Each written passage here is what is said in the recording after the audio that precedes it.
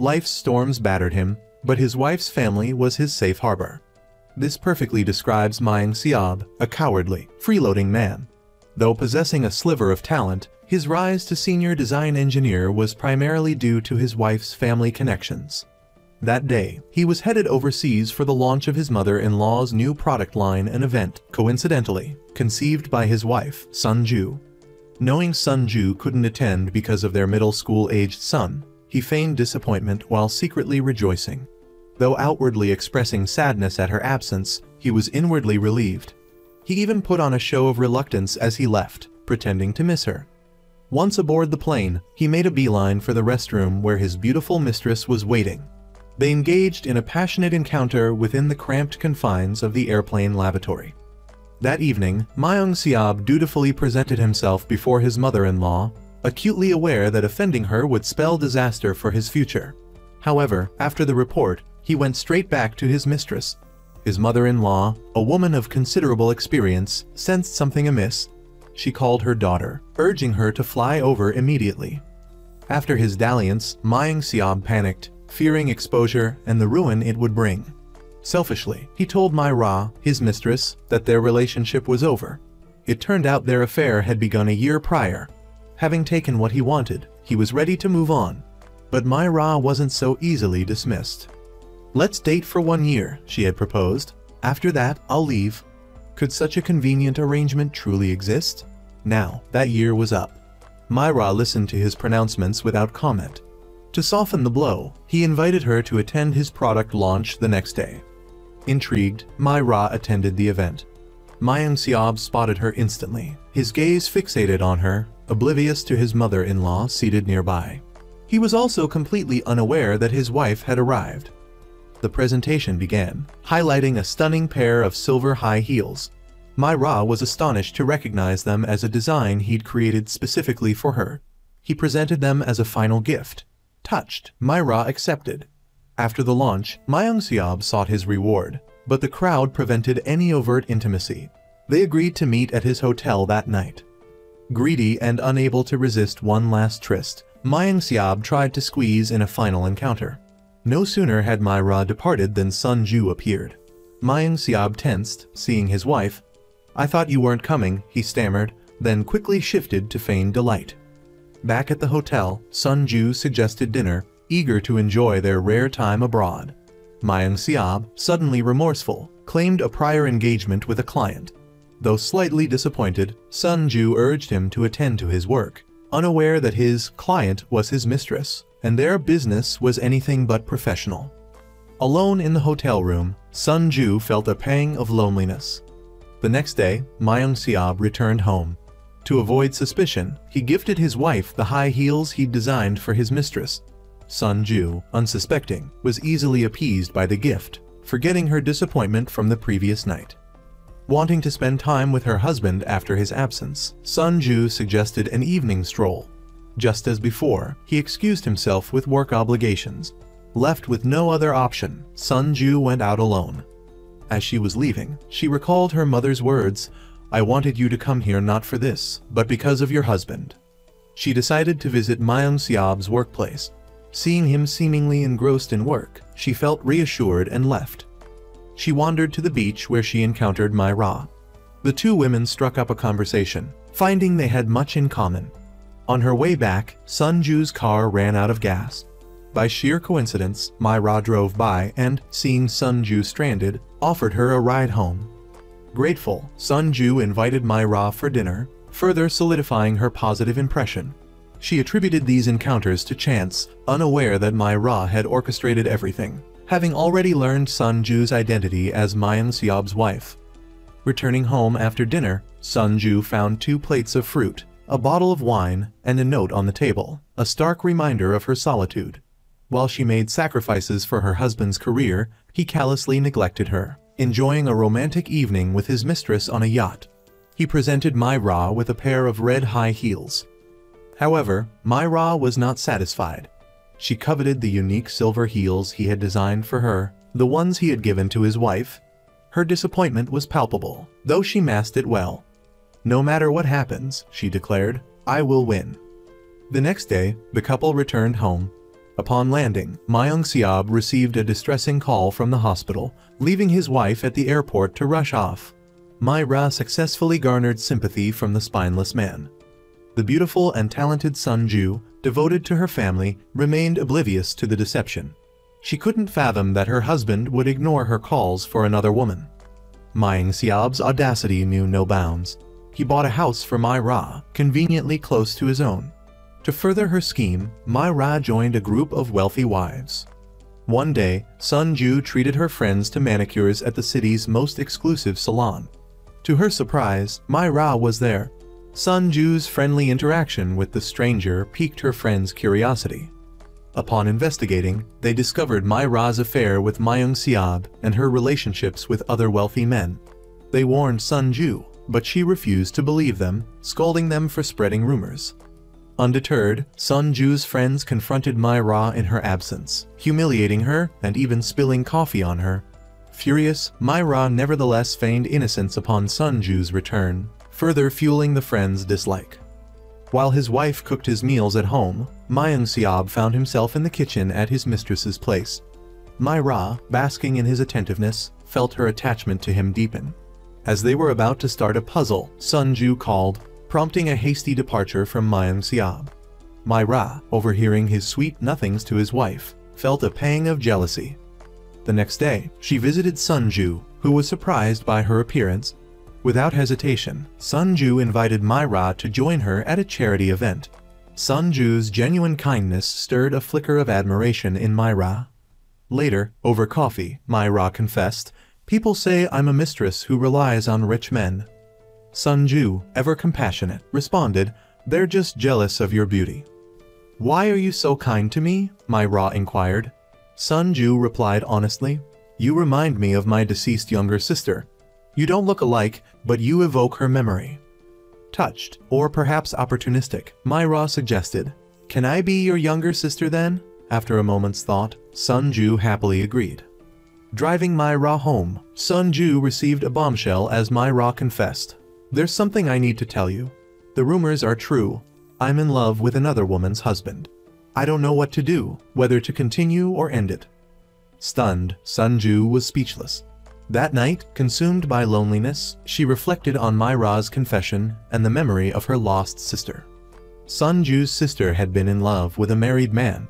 Sun Ju's interference had led her sister to take her own life, a source of enduring guilt for Sun Ju. She believed she was responsible, convinced that her sister would still be alive if she hadn't intervened. The following day, Sun Ju took My Ra to her sister's grave. "My sister also loved a married man," she confided. "I tried to stop her, and this is what happened." My Ra, weeping, confessed, "I tried to leave him, but it was agonizing. I can't forget him." Sun Ju's heart ached, the pain of her sister's loss resurfacing.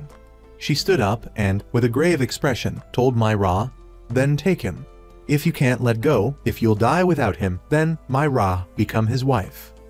Unknowingly, Sun Ju had just advised her husband's mistress to steal her own happiness. Today was Sun Ju's birthday. Her thoughtful husband gifted her an exquisite necklace, saying, "This is the company's latest design, not yet released to the public." Sun Ju was overjoyed. Their two children looked at their parents with admiration. The next day, Sun Ju wore the necklace to a gathering with her friends. They all complimented the necklace's intricate design. Suddenly, Sun Ju noticed My Ra wearing a bracelet with an identical design. At a glance, they appeared to be part of a matching jewelry set.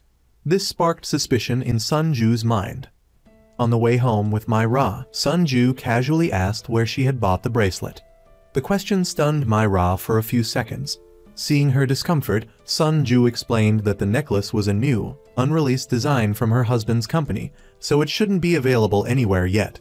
If it was, it meant someone had leaked the design. My Ra claimed she bought it at a flea market. To convince Sun Ju, she even took off the bracelet and offered it to her for closer inspection. This successfully earned Sun Ju's trust. That evening, Sun Ju called her company staff to inquire about any design leaks and asked her secretary to send her the original design. The following day, Sun Ju realized it was all a misunderstanding. Last night, she had compared the original design with My Ra's bracelet and found several differences. My Ra was relieved. That evening, when her husband returned from a business dinner, Sun Ju thoughtfully washed his shirt. Suddenly, she detected a woman's perfume on it. Sun Ju felt a surge of panic. She couldn't bear the thought of her husband being unfaithful. Just then, his phone rang. Sun Ju answered and, unexpectedly, the caller was the mother of one of his female colleagues. The mother, upon learning she was Ma Ying-seob's wife, apologized profusely. It turned out the perfume on her husband's shirt belonged to the colleague. The mother had called to clarify the situation and prevent any misunderstanding. Relieved, Sun Ju thought she had been overly suspicious. How could her husband possibly have another woman? Meanwhile, Mai Ra recalled Sun Ju's question. In truth, the bracelet was indeed a gift from Ma Ying-seob. However, to avoid detection by Sun Ju, she had deliberately altered some details. At the same time, Ma Ying-seob told his wife he had to go out for something, then dressed up and left. Sun Ju was at home making pickled vegetables for her husband when she remembered Mai Ra also enjoyed them. She decided to take some over to Mai Ra. When Mai Ra opened the door, her expression changed, as if the visitor wasn't who she expected. In reality, Ma Ying-seob's claim of going to the company was a lie. He was actually going to see his mistress. Fortunately, Sun Ju didn't stay long. She delivered the pickles and drove off. As she was leaving the parking lot, she saw her husband entering. She thought she might be mistaken, but followed him anyway. She then saw him arrive at Mai Ra's door, laughing and talking happily inside. Sun Ju quietly opened the door and slowly walked in, picking up a fruit knife along the way. The scene shifts, and she is standing frozen at Mai Ra's door again. It turns out the previous scene was only a figment of her imagination. While Sun Ju hesitated, her son suddenly called. She had to step away to answer the phone. However, she didn't leave but waited in her car. Soon, a man dressed very much like her husband appeared. Sun Ju froze. Only when he turned around did she realize she had mistaken him for someone else. She finally came to her senses. Just then, Ma Ying-seob called to ask where she was. But Sun Ju countered by asking him where he was. Her husband said he was at home. Stunned, Sun Ju immediately drove home. Upon arriving at the gate, Sun Ju saw her husband's car already parked there. She wearily entered the house to find her 2 children and husband waiting for her. They asked where she had been and why she was so late. However, Sun Ju, still preoccupied with her suspicions, feigned anger, scolding the children for not being asleep yet. Then, she told Ma Ying-seob to come to their room. Sun Ju took out Mai Ra's bracelet and asked her husband if he recognized it. Ma Ying-seob answered smoothly, saying it was similar but not exactly the same. Sun Ju pressed further, asking where he had been and what he had done that evening. Ma Ying-seob immediately called his secretary, asking her to recount his schedule for the day. However, this action did little to quell Sun Ju's doubts. Because once a woman's intuition kicks in, well, the husband is in trouble. That night, Sun Ju couldn't sleep. Seeing her husband sleeping soundly, she quietly left the room. But as soon as she did, her husband slowly opened his eyes. It seemed he also sensed something was amiss. Sun Ju finally couldn't stand it any longer. In the morning, she went straight to Mai Ra's house. Sun Ju's early arrival surprised Mai Ra. Sun Ju didn't say anything, just quietly walked in. Mai Ra observed Sun Ju's unusual demeanor but tried to remain calm, offering her a cup of coffee. Seeing Mai Ra's vanity table, Sun Ju asked if she could borrow it for a moment. Mai Ra agreed. As Sun Ju approached the vanity, she noticed a bottle of perfume identical to her own. Her heart sank. She then sat down opposite Mai Ra and directly asked for her boyfriend's name. Before Mai Ra could answer, the sound of the door opening echoed from the entrance. A man slowly walked in. Sun Ju held her breath, fearing it was her husband. Unexpectedly, it was a stranger. Mai Ra introduced him to Sun Ju as her boyfriend. Sun Ju was utterly astonished and confused. The man explained that he had forgotten something and had come back to retrieve it. Hearing this, Sun Ju quickly excused herself and left. However, as soon as she was gone, Mai Ra and the man dropped their act. It turned out he was an actor she had hired. Mai Ra had been prepared. After the misunderstanding was cleared up, Sun Ju felt relieved. She brought a cake to Mai Ra's house as an apology. One day, Mai Ra was at home alone, looking at children's drawings. In the afternoon, she went to the mall. Suddenly, My-Ra saw a skin cream that Sunju used. After trying it on her hand, she found it to be excellent and asked the staff to wrap it up. She then went to a children's clothing store, admiring the cute little outfits. At that moment, she spotted Sunju in the distance, choosing clothes for her son. My-Ra felt a pang of guilt and quickly lowered her head, but Sunju still noticed her. Sunju asked why she was there alone and invited her to her house. My-Ra followed Sunju to her luxurious villa. Entering the dressing room, My-Ra saw expensive designer items displayed everywhere. She was filled with envy. Passing by a pair of custom-made silver high heels, My-Ra recognized them as the ones intended for her. But to avoid suspicion, she pretended not to notice. Suddenly, Sunju walked in, showing her 2 pairs of high heels in a glass case. The glass slippers were a gift from Sunju's father when she was little. The white ones were a wedding proposal gift from her husband. They went to another room. Looking at the family photo on the wall, My-Ra felt a pang of sadness for her own loneliness. Soon after, Myung-Seob was promoted to CEO by his in-laws. They held a celebratory party for him. While Sunju was talking to her mother, she noticed someone wearing a hat and a tense expression enter.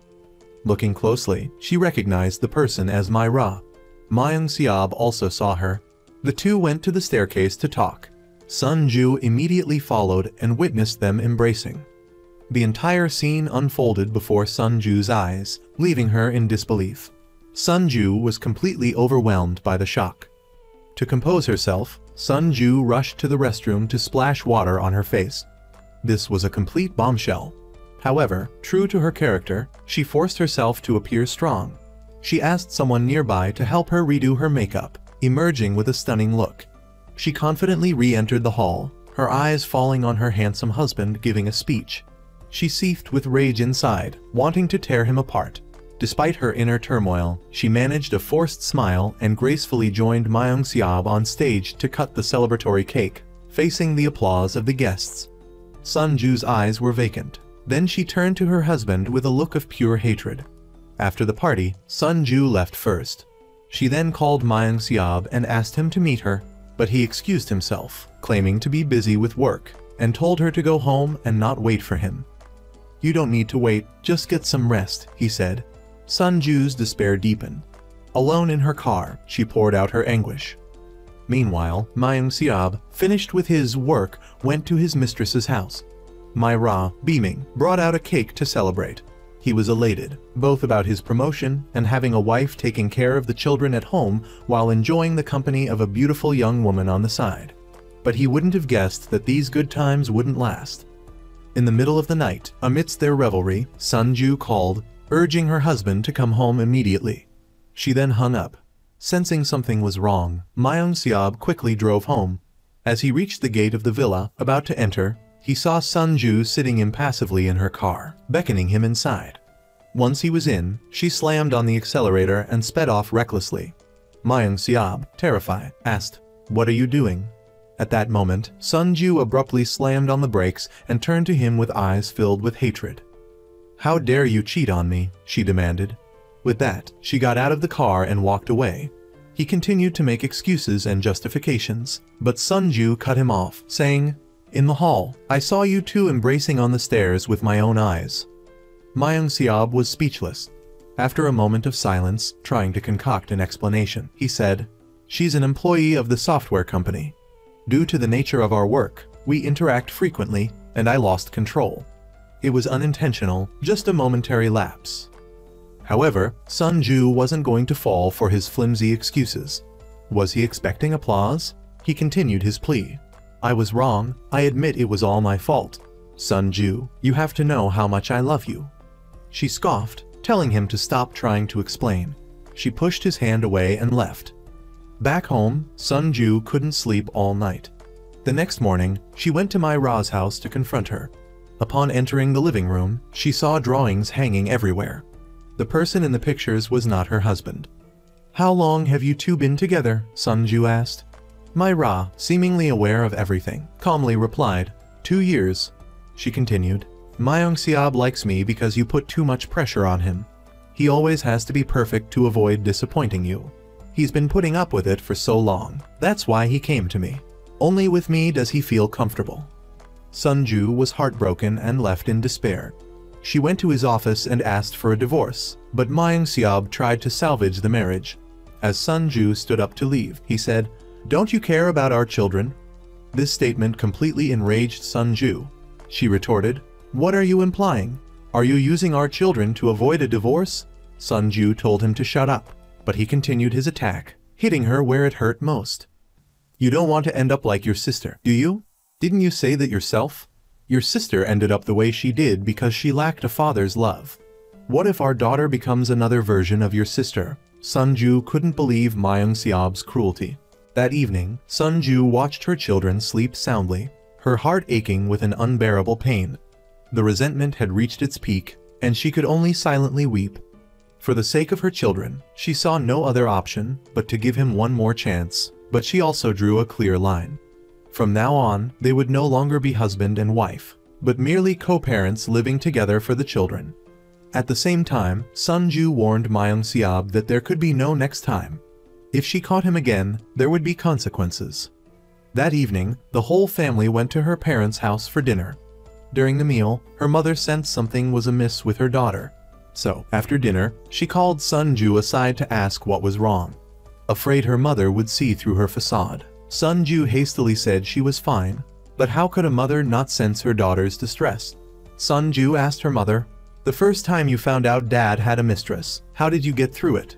Her mother calmly replied, "I didn't forgive him, but for the sake of the children, I tried to endure. But men, once they stray, they'll do it again. A leopard can't change its spots." There was a second time, a third time. Eventually, I decided to divorce him. Hearing this, Sunju realized she was following in her mother's footsteps. As usual, Mayang Seob went to his mistress's house, but this time not for pleasure, but to break up with her. He blamed her entirely for the situation. The next day, he even woke up early to prepare breakfast for his wife and children. Perhaps feeling guilty, he wanted to atone for his mistakes with these actions. Their daughter remarked that it was the first time she had ever seen her father cook. That evening, Mayang Seob kept glancing at his ringing phone but didn't dare answer it in front of Sunju. With surprising generosity, she told him to go outside and answer the phone, and end things with the other woman. "I told you to go outside and take the call, not go to her house." Myra, having just stepped inside, hadn't even finished speaking before Sunju pulled her into a room and turned on the light. The scene before him made Mayang Seob freeze. The following day, Sunju called Myra to a high cliff. She bluntly asked, "I know you're still secretly seeing my husband." Myra, upon hearing this, showed no remorse but instead laughed. Seeing her shameless expression, Sunju lost control. She furiously lunged at her rival, grabbing her by the throat and demanding to know why she was doing this. Looking at Myra's unrepentant face, Sunju couldn't help but push her off the cliff. Suddenly, Sunju jolted awake. It had all been a nightmare. Later, Sunju met Myra and warned her to stop destroying her family, or the consequences would be dire. On her way back, Myra suddenly started dry heaving. This immediately made Sunju, as a mother, feel uneasy. The mistress didn't keep her waiting long, brazenly confessing that she had considered breaking things off, but couldn't bring herself to do it. Sunju, growing increasingly angry, accused her of playing games. "You knew all along that Mayang Seob was my husband." Myra readily confirmed, yes, adding that they couldn't stay away from each other because she was pregnant with his child. Hearing this, Sunju's heart shattered. As the two women stared at each other, a truck suddenly barreled towards them. To avoid it, Sunju swerved just in time, only to be hit by another oncoming car. Receiving a call from the hospital, he rushed to the scene to find both women in his life lying in hospital beds. Momentarily paralyzed by indecision, it was unclear whether concern for his wife or anxiety about his career, which depended on his wife's family, motivated his next move. He hurried to have Sunju moved to a private room and stayed by her side until she woke up. Seeing she was all right, he discharged her and took her home. Meanwhile, Myra gradually regained consciousness in her own hospital room. From the nurses, she learned that Sunju was fine and had been taken home by her husband. Hearing this, Myra seethed with resentment. How could he abandon her at the hospital? Suddenly, she felt a sharp pain in her abdomen and saw blood flowing beneath her. Meanwhile, Mayang Siab was also incredibly worried about his mistress. Restless and agitated, he decided to drive to the hospital. Just as he was leaving, Sun Ju caught him and forbade him from going anywhere. At that moment, Mai Ra was being taken into surgery. When she awoke, the nurse informed her that she had lost the baby. Mai Ra screamed in anguish and frantically called Mayang Siab, but he coldly silenced his phone, afraid to answer while beside his wife. He eventually resorted to turning it off completely. Mai Ra's eyes were red and raw, filled with despair. Early the next morning, Mayang Siab rushed to the hospital only to discover Mai Ra had already been discharged. The scene shifts to Mai Ra, back home, dressed in a seductive red dress, her face painted like a vengeful Asura demon, arriving at Mayang Siab's house. Sumo, opening the door, was stunned to see her. Mai Ra asked in a saccharine voice, "Isn't the legal wife going to invite me in?" Just then, Sun Ju's children returned from school. Fearing they would be suspicious, Sun Ju reluctantly let Mai Ra inside. Her daughter asked Mai Ra why she was so dressed up. Mai Ra asked the little girl, "Do I look pretty?" The girl enthusiastically nodded. Sun Ju, unable to bear it any longer, subtly tried to get Mai Ra to leave, but she stubbornly refused, insisting on staying for dinner. Just then, Mayang Siab arrived home, nearly having a heart attack upon seeing his mistress. Before he could react, she introduced herself to the children. Mayang Siab, flustered, could only manage a strained greeting. Sun Ju, disgusted, ran to the bathroom to vomit. Mayang Siab took Mai Ra outside. In the car, Mai Ra laughed, almost delirious, saying, "Today was so much fun." Mayang Siab, furious, demanded, "What are you trying to do?" Her expression changed instantly. "Why did you abandon me at the hospital and take your wife home first?" she asked. Mayang Siab was speechless. Back at her place, he started sweet-talking her. "I would never abandon you and our child. I'll take responsibility. But we need to be careful for now, so Mai Ra, please be patient a little longer." Mai Ra angrily asked, "How much longer do I have to wait?" He soothed her, saying, "Just until that company is completely mine." Clearly, men who rise on the coattails of their wives often turn into ungrateful wolves. It was unclear whether this mistress was blinded by love or sheer stupidity to believe the words of this duplicitous man. Today, Sun Ju and Mayang Siab joined a gathering with friends. Someone brought up the topic of Mai Ra being pregnant. As soon as the words were out, Mayang Siab's face suddenly turned deathly pale. Another friend quickly refuted it, saying that she had seen Mai Ra having her period 2 days prior, making pregnancy impossible. Hearing this, Sun Ju also felt very strange. She called the hospital to confirm and learned that Mai Ra had actually had a miscarriage, but she had been deceiving everyone. Mayang Siab, upon hearing the news, didn't show any reaction. Simultaneously, he promised to cut off all ties with Mai Ra. This man was truly a piece of work. Just the day before, he had declared he would absolutely take responsibility for her to the end. But the next day, upon learning she'd had a miscarriage, he immediately revealed his true colors, wanting to end the relationship. However, this wasn't even the cruelest act. A few days later, Sun Ju, under the guise of her husband, put the house Mai Ra was living in up for sale. This action completely crushed her. Mai Ra had to move out in despair. From that point on, she no longer contacted them, seemingly vanishing off the face of the earth. Without Mai Ra's interference, life returned to its usual peaceful rhythm. Sun Ju frequently took her children out to play and eat. Several months later, Sun Ju's younger brother suddenly called, saying he'd be coming home for dinner that evening and would be bringing his girlfriend to meet the family. Sun Ju was overjoyed to hear her brother had a girlfriend. That evening, she happily prepared a lavish meal, waiting for her brother to arrive. But when the couple saw the girlfriend he brought, they froze on the spot. It was none other than Mai Ra. Not only that, but she enthusiastically greeted them. The children happily led the two into the house, leaving the couple in utter shock. At the dinner table, Mai Ra didn't hesitate to act affectionate with Young-won. Sun Ju couldn't resist asking, "How did you two meet?" Mai Ra very naturally replied, "You could say it was fate. God has granted us true love." While she called it fate, in reality, Mai Ra had intentionally pursued Young-won.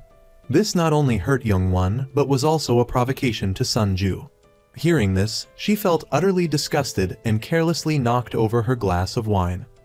At this point, Young-won noticed his sister's unusual behavior.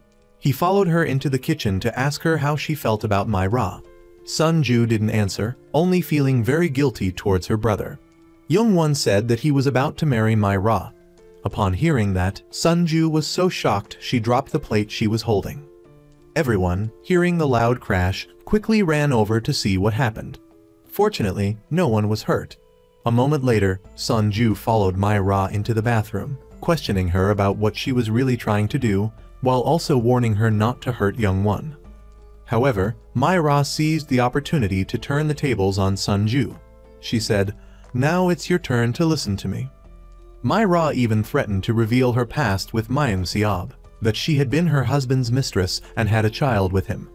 Sun-ju began to feel fear at the threat.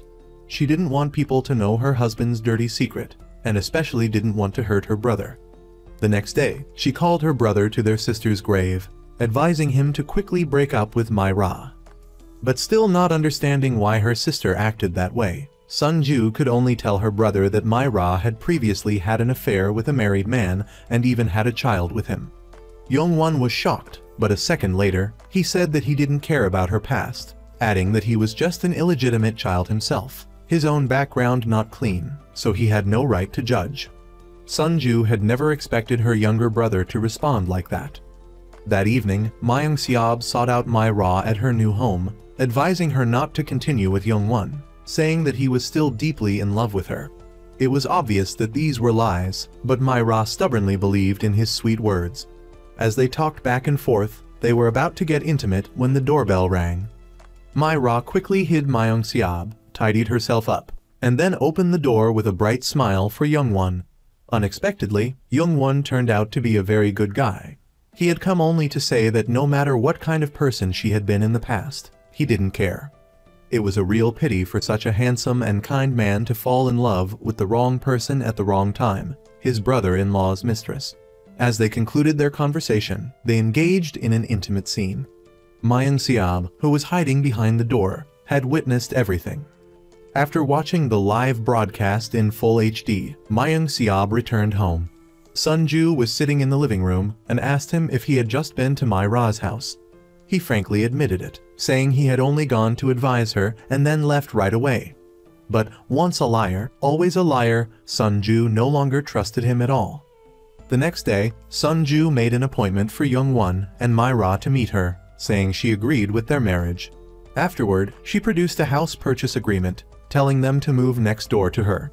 My-ra was immediately stunned, quickly guessing Sun-ju's intentions. Although unwilling, the two soon moved into their new home. The neighbors immediately recognized My-ra.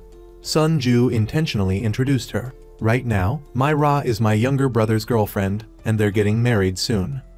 This made My-ra feel incredibly ashamed, because everyone knew what kind of person she was. That evening, while Young-won was sound asleep, My-ra gazed pensively out the window, seemingly plotting something. At the same time, Sun-ju also pulled back the curtains to enjoy the fresh air. The two locked eyes.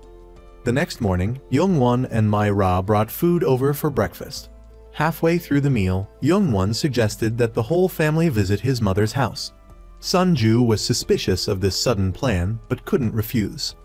A few days later, they arrived at Young-won's mother's villa. Facing her future mother-in-law, My-ra didn't show any fear. On the contrary, she acted very natural. This made the mother very uncomfortable, and she immediately displayed her authority to let My-ra know her place. This action made Sun-ju feel very satisfied. In the evening, after finishing dinner, Myung-seob wanted to go see My-ra. Unexpectedly, he inadvertently witnessed an intimate scene between her and his sister-in-law. His mood took a turn for the worse. Just as he was about to light a cigarette to regain his composure, My-ra suddenly appeared. They couldn't resist pulling each other into the storage room. Coincidentally, Sun-ju was taking a solitary stroll in the garden when she noticed a faint light emanating from a small house in the distance. She immediately sensed that something was amiss and slowly approached. Hesitantly standing before the door, she heard noises from within and mustered all her courage to open it. Once again, she witnessed a scene she shouldn't have seen. Discovering her husband's infidelity, she turned away in despair and left. Seeing this, Myung-seob hurriedly abandoned his mistress to chase after his wife. Sunju got into her car, and no matter how much her husband pleaded, she ignored him, then stepped on the gas and sped away. Sunju quickly returned home, and Ma Ying-seob followed shortly after. He slowly walked up to her, then knelt down and began to admit his wrongs. "I was wrong. I know I have no right to explain. I was temporarily blinded." However, after so many instances of this, how could Sunju possibly forgive this man? She was not a foolish woman who would let him deceive her time and time again. Ma Ying-seob could only pack his bags and move out of the house. The next day, Sunju met with him and proposed a divorce. But of course, he couldn't agree to this. He feared that if they divorced, he would end up with nothing. This was precisely Sunju's intention. She wanted him to pay dearly for his actions.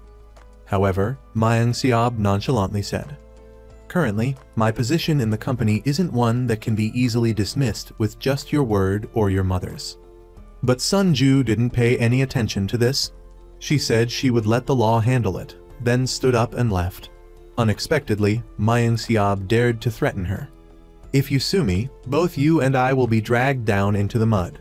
Then, our dirty laundry will be aired for the whole world to see, becoming a laughingstock for everyone and subject to ridicule."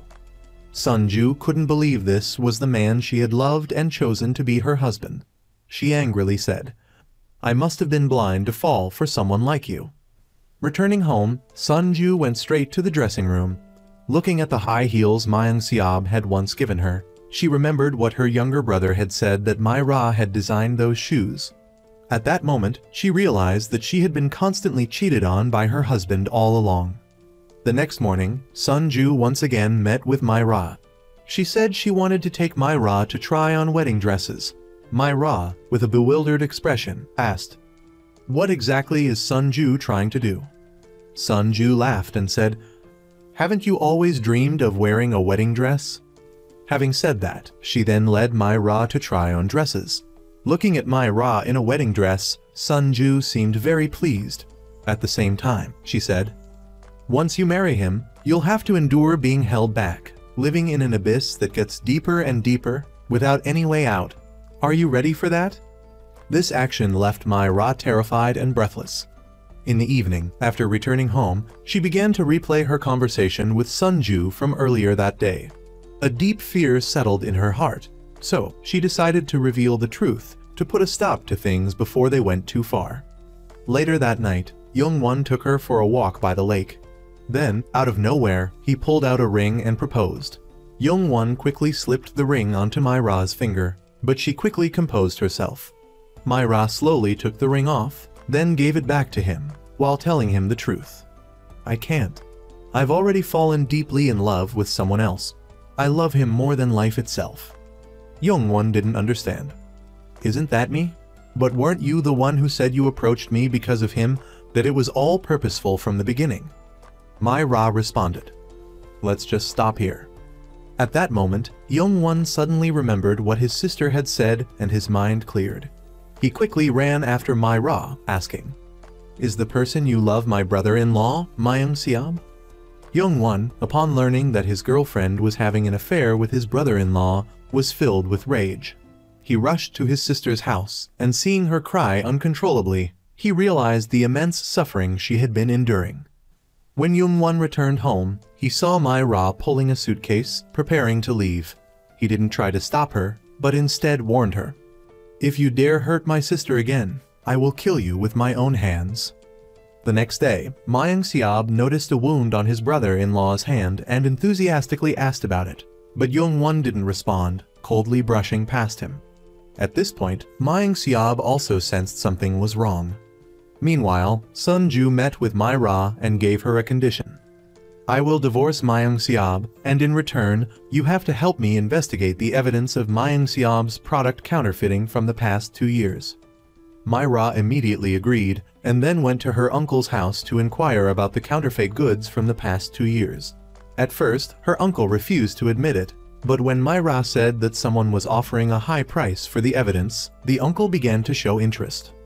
After obtaining the illegal documents, My-ra did not give them to Sunju, but instead told Ma Ying-seob everything and handed over the file to him. Having done that, she went to Sun Ju's house, intentionally leaving out a small part of the documents to trick her, and at the same time demanding that Sun Ju must sign the divorce papers after the matter was over. Sun Ju glanced at the documents and immediately realized that they were incomplete and insufficient to convict Ma Yong-seob. On the other side of things, Ma Yong-seob was organizing a board meeting. He wanted to use this opportunity to remove his mother-in-law from her position as chairperson of the board. Meanwhile, Sun Ju's mother was completely unaware that a critical meeting was happening at the company. Sun Ju suddenly received a phone call. The caller said that her father had just passed away.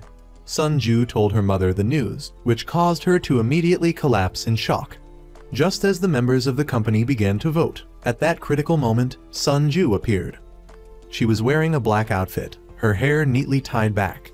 It turned out that earlier, her mother had gone abroad to take care of her father's funeral arrangements and had handed over the management of the company to Sun Ju.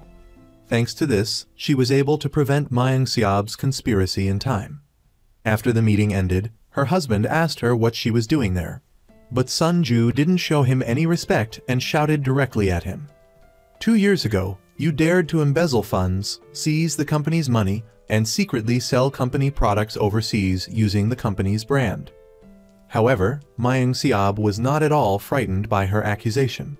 Instead, he challenged her. Bring forth the evidence. At that time, Sun Ju still did not have enough evidence.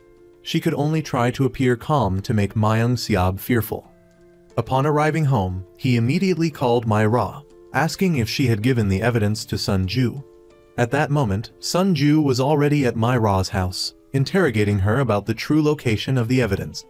But she calmly replied, "Didn't I already give it to you?" Sun Ju responded that the document she had provided was useless. Ma Ra then vehemently denied this, asserting that she had fulfilled her promise and demanded that Sun Ju abide by their agreement. Since discovering her husband's infidelity, Sun Ju spent every day devising schemes to overthrow him. But someone like Ma Yong-seob, who had been navigating the business world for many years, was already prepared. He had been secretly rallying the shareholders to his side. Today, Sun Ju received a call from her mother's secretary, stating that her mother had suffered a stroke and was temporarily unable to return home. The company was now forced to put her in charge. Knowing that his mother-in-law was ill, Ma Yong-seob began to manipulate everyone. He deliberately halted operations at overseas branches, leading to disruptions in production, in an effort to undermine Sun Ju's position as chairwoman. That position, if not her, then who else but him?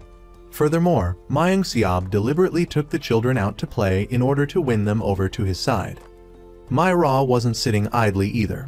She secretly met with a journalist and gave him photos secretly taken of Sun Ju out with a classmate, intending to ruin Sun Ju's reputation. At the same time, she demanded that the journalist expose the fake marriage between the couple.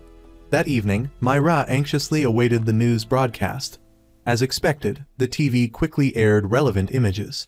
Ma Ra unconsciously revealed a devious smile. But on television, it showed a scene of the couple, Sun Ju and Ma Yong-seob, very affectionate together as they opened their door. This scene infuriated Ma Ra to the point of grinding her teeth. It turned out that the reporter had approached Sun Ju to verify the truth of the matter. When viewing the photos, Sun Ju was utterly shocked and asked who had leaked this information. The reporter, flustered, said it was confidential, and then asked about her relationship with her husband. Sun Ju replied that her relationship with her husband was still very good, and that this was clearly a smear campaign. Hearing that, the reporter sighed in relief and decided not to publish the story recklessly. Following Ma Ra's wishes, Sun Ju persuaded Ma Yong-seob to join her in acting out a happy charade. At first, Ma Yong-seob refused, but thinking of their children, he reluctantly agreed. On the screen, the couple smiled radiantly, introducing their house to the reporter. They spoke and laughed intimately to the point that even Sun Ju found it disgusting. Sun Ju deliberately asked Ma Yong-seob if he knew who was behind providing information to the reporter. Ma Yong-seob immediately denied it. Sun Ju then told him to go ask Ma Ra, and he would find out. On the other side, Ma Ra was so angry she smashed the TV. After that, she received a call from her lover, asking if she had been behind this. Naturally, Ma Ra did not hesitate to admit it. Going back, Sun Ju was now replacing her mother to handle the company's affairs. However, because she had been a homemaker for too long, her work skills were no longer as sharp as before. At this time, Mayang Siab was already prepared for the battle to overthrow his mother-in-law's position and force Sun Ju to relinquish her position to him. I'll say it again, you should go back home. This place is not for you. The position you are sitting in will be mine. A few days later, Sun Ju's mother returned to the country and led the family to a temple to perform rituals for her recently deceased father. Suddenly, a woman rushed in, knelt before Sun Ju's mother, and begged for her forgiveness. Her mother immediately ordered people to drag the woman outside. Everyone present was puzzled, not knowing who this woman was. As it turned out, this woman was Young Won's biological mother. Mayang Siab had intentionally invited her, his primary goal being to make Young Won witness his own mother being humiliated by the chairperson. Afterwards, Mayang Siab deliberately arranged for the two mothers and son to meet privately, as a way of repaying a debt of gratitude to him. Young Won chose to stand on the same side as him. Remembering this, Sun Ju, feeling choked up, asked if he had married her back then only because of her family's company. He not only admitted it, but also said that she had always treated him like a loyal dog to be ordered around. Sun Ju found this incredibly absurd. She had always poured her heart and soul into this family, yet in his eyes, this was how she was seen. It was only when the house was on fire that the rats showed their faces. Now, she finally saw his true colors. Before leaving, he told her that he would be sleeping at Mai Ra's house tonight and going straight to the company tomorrow. The next day, Sun Ju was once again troubled by the company's debts. She called her younger brother to ask for help. Surprisingly, her brother was now siding with Mayang Siab. Feeling helpless, Sun Ju could only go to Mayang Siab and ask him to handle the situation abroad. He happily agreed, but with the condition that, after the matter was resolved, she would have to temporarily cede her position as chairperson to him. Due to the urgency, she had no choice but to agree. That evening, Young Won and Mayang Siab went to a bar for drinks. Mayang Siab asked him why, after so long, he still hadn't had any thoughts about the company. This statement suddenly awakened Young Won, but he pretended that he still wasn't ready for the position. The next morning, the two of them departed overseas and quickly resolved everything. As soon as Mayang Siab returned, he rushed to Mai Ra's house and celebrated with her for his being appointed interim chairperson, even saying that he would give Mai Ra the position of head of the company's art department. This made her ecstatic. Meanwhile, Run, upon returning home after a busy day, found Ti-hee in a rage. Sun Ju asked her what was wrong, but she wouldn't pay attention to her mother. Sun Ju was aware that she had been neglecting her children recently due to the company's problems. She felt extremely guilty. She went to Ti-hee's room, but found her daughter crying. The girl pulled out a photo, a picture of Sun Ju and her college friend. It turned out that Ti-hee had thought her mother was seeing another man. At that moment, Mayang Siab arrived home. Sun Ju angrily questioned him. Is he the man in the photo Mai Ra took? He called Mai Ra, but how could she admit it? The next day was Mai Ra's first day as the head of the art department. She wanted to host a charity event to celebrate this day. So, she invited all the wealthy wives. But she didn't expect that not a single one of them would come. Instead, they all went to Sun Ju's seminar. This made Mai Ra extremely angry. She really couldn't swallow this anger and resorted to a final, fatal move against Sun Ju. She secretly went to Sun Ju's house. Just as Mayang Siab arrived home, after seeing her, he immediately asked, "Why are you here?" But right after, she kissed him. As the two were passionately making out, Ti-hee came home from school. She had just opened the door and saw her father kissing another woman intimately. Ti-hee was immediately shocked and didn't dare make a sound. Only after running outside did she dare burst into tears. She couldn't believe her father was such a person. A while later, Sun Ju drove home. As soon as she entered the yard, she saw her daughter curled up in a corner, crying. She quickly rushed over to ask her what was wrong, but the girl didn't dare tell the truth, fearing her mother would be heartbroken. Therefore, she quickly ran into the house and accidentally bumped into her father. But she didn't even bother with him, running straight to her room, crying loudly. No matter how hard her parents called out to her from outside, she wouldn't open the door. Mayang Siab blamed her for being so preoccupied with company matters lately that she had neglected their child, causing Ti-hee's mood to be unstable. But he didn't realize that he was the one at fault. The next morning, Sunju prepared a delicious meal for Ti-hee.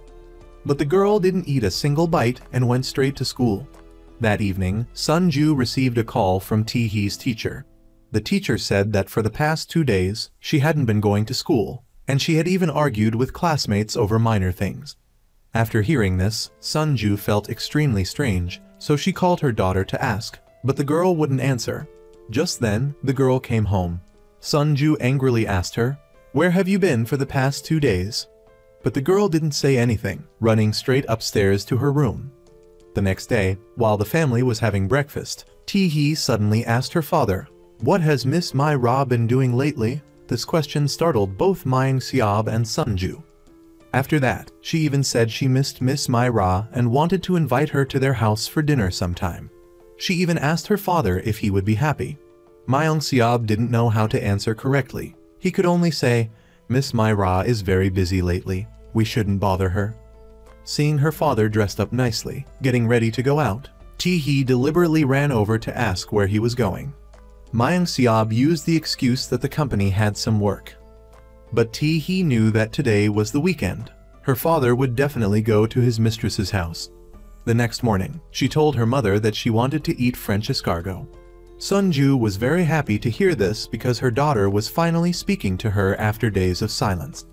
That evening, the whole family was enjoying a lavish meal when suddenly the doorbell rang. Ti-hee eagerly ran to open the door, and it turned out to be Mai Ra.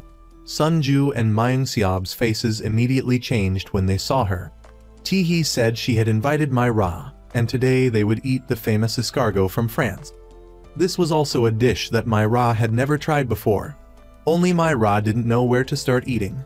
Ti-young, seeing this, gave a scornful smile. She used the tongs to hold the snail like this, then pulled the meat out from inside, and that was it.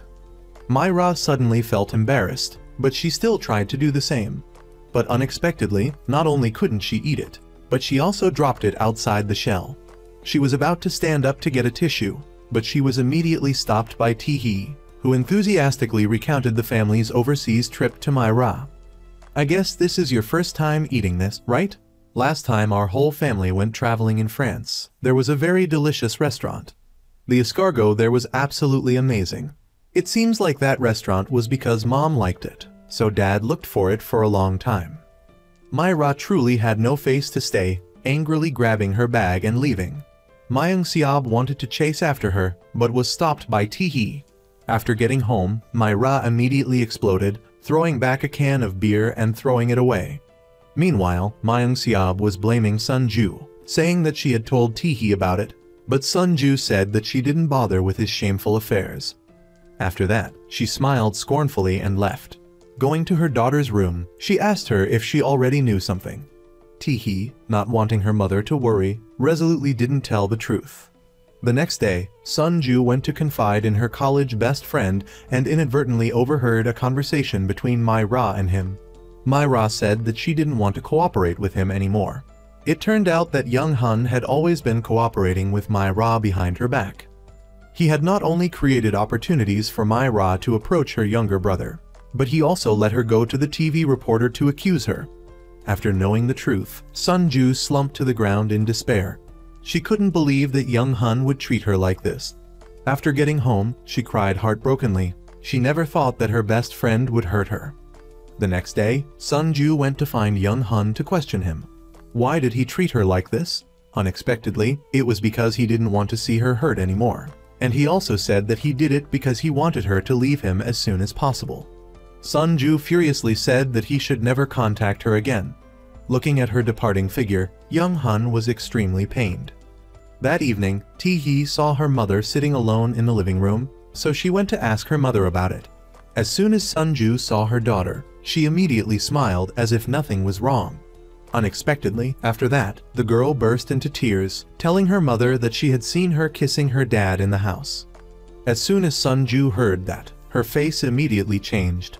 It turned out that Ti-hee had already known about the things she had been experiencing. Sunju heartbrokenly hugged her daughter, she who had intended to silently endure everything for her children, but had not expected her daughter to have already known everything. Comforting her, she said that she wouldn't let her mother suffer any more harm. She would definitely protect her mother very well. On another note, in a bid to seize the chairman position of the corporation, Mayang Siab intentionally colluded with Mai Ra, plotting to forge fabricated documents. As for Mai Ra, driven by her desire to become the official wife of this despicable man, she resorted to any means necessary. She questioned the secretary about the password to the internal art department's data website. The secretary replied that only the chairman and Sun Ju had access. Upon hearing this, Mai Ra became enraged, threatening to fire her for the sake of her livelihood. Left with no choice, the secretary reluctantly revealed the password. This audacious woman then boldly and blatantly altered the prices within the system. Mayang Siab wasn't idle either. He discussed with his allies how to transfer Sun Ju's assets into his name. Youngwon was outwardly supporting him, but in reality, he wasn't betraying his sister. Instead, he was intentionally staying close, offering support, and obediently listening to gain Mayang Siab's trust. That evening, Youngwon visited his adoptive mother in the hospital.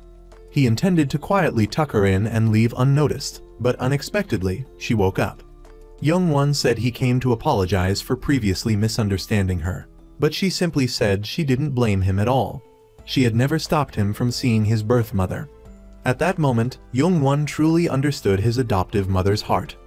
It turned out that when he was a child, he was almost abandoned by his birth mother, and Sun Ju's mother had used money to save him from her grasp. Upon learning the truth, Youngwon broke down crying. Simultaneously, Sun Ju was standing outside the door, overhearing their entire conversation. She realized that Mayang Siab had orchestrated everything. Soon after, Youngwon disclosed Mayang Siab's plan to Sun Ju. Sun Ju was heartbroken by her brother's actions. She knew her brother well, having watched him grow up, and believed he would never betray her. This incident was unintentionally overheard by the chairman, who then called in her secretary and demanded to know what had happened lately. The secretary, with great difficulty, gradually recounted everything. The next day, the chairman went to the company, ready to settle accounts. As soon as she stepped out of her car, she was surrounded by a swarm of paparazzi. They had been deliberately called by Mayang Siab, one by one, to question her about the company's financial problems.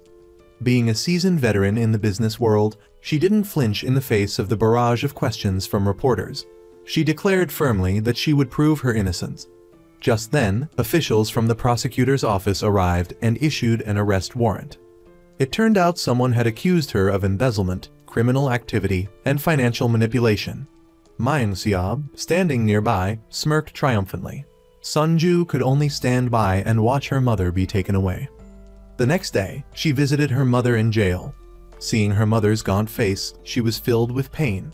She promised her mother that she would thoroughly investigate the matter and urged her to have faith in her. Sun Ju quickly went to find Mayang Siab and asked if he was the one behind everything. But he vehemently denied it. Sun Ju, in her current situation, had no proof and could not change anything. She needed to be strong in order to protect her family. Dressed in a powerful black outfit, Sun Ju drove to a factory to meet with a foreman, thanking him for helping her make shoes. Afterward, she returned home to wash up, gazing at her reflection in the mirror. It seemed that she had formulated a plan of her own. The following day, she adorned herself with beautiful makeup, and early in the morning, she prepared a lavish breakfast for her husband and children. Her husband, having not seen such a scene in a long time, was a little incredulous and couldn't immediately figure out what her intentions were. Their daughter, seeing her mother like that, felt extremely uncomfortable and left for school without even eating breakfast. Sun Yu entered the room and saw Mayang Siab adjusting his tie. She enthusiastically went to help him, but he rejected her assistance. He, confused, asked her why she had suddenly changed her attitude. Sun Ju, no mediocre actress herself, immediately put on a pitiful expression, saying that she had thought things through and that she had spoken too harshly. She admitted to not being capable enough to express her desire to rely on him. Mayang Siab narrowed his eyes, asking if she was begging him. Unexpectedly, Sun Ju admitted to it and hesitantly asked for his help. Meanwhile, the fact that Mai Ra was selling the works of a famous artist had been discovered by the owner of those paintings. The artist tracked her down to the office, berating her. "How dare you use my work for money laundering, and then tell me not to worry?" Someone like you understands nothing about art, nothing about an artist's pride. Return all of my work samples from the art studio right now." Having finished his tirade, he immediately called Sunju. Luckily, she was incredibly skilled, and with some gentle persuasion, she was able to calm him down. Myra was also extremely resentful because of this incident. No matter how high she climbed, the family business would still belong to Sunju's family. On the other hand, Mayang Siab was feeling incredibly suspicious about Sunju's actions that morning, so he went to ask Youngwon, "Has your sister been planning something lately?" Youngwon feigned ignorance, saying that he wasn't sure either. Soon after, Mayang Siab went to the prison to visit his mother-in-law. The mother-in-law, upon seeing him, started to curse and question him. "Are you feeling very pleased with yourself now, huh? You dare to play games with us, treating us like puppets." But Mayang Siab acted like a model son-in-law, saying that every day he was trying everything he could to get her out. She was not in the mood to play cat and mouse games with him, so she directly said, "From the first time I met you, I knew this day would come. Living this long, the thing I regret the most in my life is when Sunju told me that she wanted to marry you." Mayang Siab then laid his cards on the table. "It's time for you to let go of your prejudice against me. I know what people say behind my back. They say I found a good wife, got rich quick, that I'm a freeloader who married into money, and that I should have been successful anyway. They ignore my abilities. Even without your support, without Sunju's help, I still would have succeeded."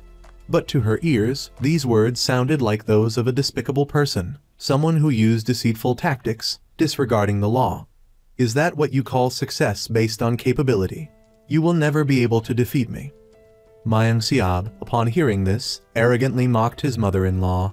"Now that you are in jail, what can you possibly do? Forget defeating me, you don't even have the chance to get out." That evening when he returned home, Sunju was there to help him take off his coat. Mayang Siab still couldn't get used to his wife's sudden change, so he asked, "What exactly do you want? Before, you hated me so much that you wanted to kill me, and now, you are obeying me unconditionally. What exactly are you plotting, Sunju? Now you're acting all soft and feminine, leaning on your husband and saying, 'Coming home made me realize, like you said, my place is back here.' Besides, didn't you say you wanted us to live peacefully and happily? Compared to losing you and this family, I feel like this is the better option." These words seemed to make Mayang Siab drop his suspicions. But little did he know, this was just one part of her plan. Meanwhile, Myra was changing the prices of the paintings in the art gallery without permission. Suddenly, Teehee walked in. Feeling guilty for doing something wrong, she quickly closed her laptop, then put on a fake expression and asked why the girl had come there. But Teehee wasn't there to chat. She was there to help her mother put the smackdown on the mistress. Despite her young age, Teehee was no pushover. Beauty is just for loving, loving is just for admiring. Yet this woman dared to use her heavily made-up face to seduce a married man with kids, and even dared to sit in the position of the art gallery manager. This barrage of insults left Myra utterly humiliated. After all, she was already over 30, yet she was being mocked by a kid. Teehee continued her interrogation. "Was it your intention to kiss my dad that day so I would see it?" Myra, upon hearing this, gave a sly smile. Mayang Siab, meanwhile, was having a headache over not being able to acquire Sunju's shares. He angrily questioned his subordinates, "What is the reason for this?" But they were also clueless. Just then, Youngwon said, "Could there be a traitor among us?"